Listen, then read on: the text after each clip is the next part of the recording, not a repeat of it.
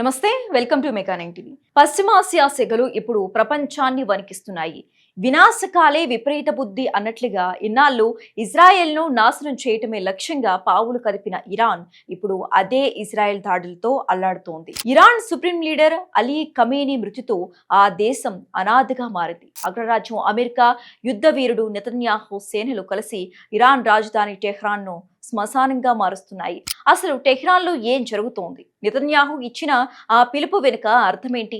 పాకిస్తాన్ నుంచి బాగ్దాద్ వరకు రేగుతున్న మంటల వెనుక అసలు కథ ఏంటో ఇప్పుడు చూద్దాం.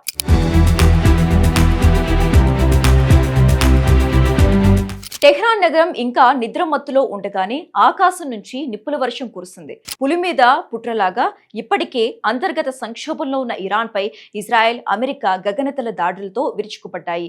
ఇరాన్ రాజధాని గుండెకాయ లాంటి కీలక ప్రాంతాలను లక్ష్యంగా చేసుకుని బాంబుల మోత మోగించారు.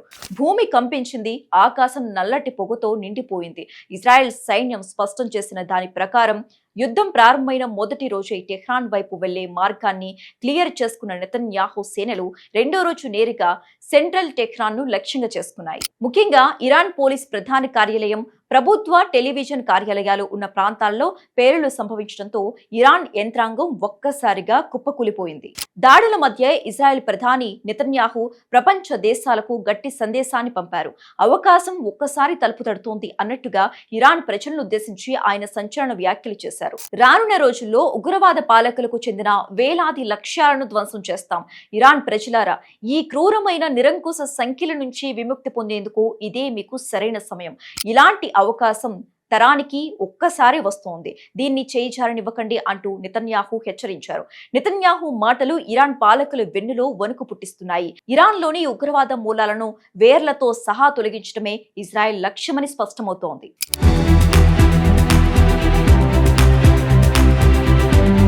పశ్చిమాసియాలో దశాబ్దాలుగా ఉగ్రవాదానికి ఊపిరిపోసిన ఇరాన్ ఆక్టోపస్ తల తెగిపడింది. ఇజ్రాయెల్ దేశాన్ని నాశనం చేసే ప్రణాళికలకు ప్రధాన సూత్రధారి సుప్రీం లీడర్ ఖమేనీ మృతి చెందడం ఇప్పుడు పెను సంచలనంగా మారింది. లెబనాన్, హిజ్బుల్లా నుంచి హమాస్ వరకు అందరికీ వెన్నుదండుగా నిలిచిన ఆయన ప్రపంచవ్యాప్తంగా ఎంతో మంది అమాయక పౌరుల రక్తపాతానికి బాధ్యుడు. ఇజ్రాయెల్ దృష్టిలో ఖమేనీ కేవలం ఒక నాయకుడు కాదు, అది ఒక ఉగ్రవాద యంత్రం. ఆయన నిర్మూలనతో ఒక రక్తపాత అధ్యాయం ముగిసిందని రక్షణ రంగ నిపుణులు భావిస్తున్నారు. చెడు ఎంతకాలం సాగినా ముగింపు మాత్రం భయంకరంగా ఉంటుంది అనే సామెత ఖమేనీ విషయంలో నిజమైంది. తన అధినేతను కోల్పోయిన కసిలో ఇరాన్ ఇప్పుడు పంజా విసురుతోంది.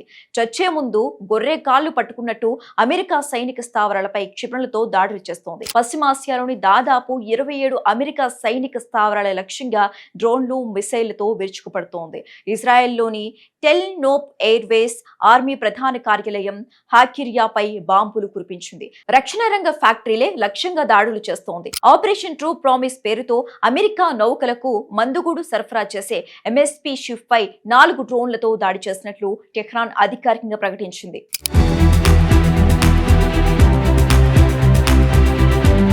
ఖమేనీ మృతి వార్త కేవలం ఇరాన్కే పరిమితం కాలేదు.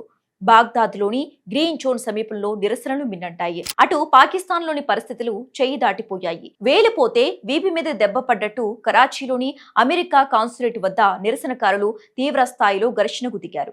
పోలీసులు జరిపిన కాల్పుల్లో 9 మంది మరణించగా అనేక మంది గాయపడ్డారు.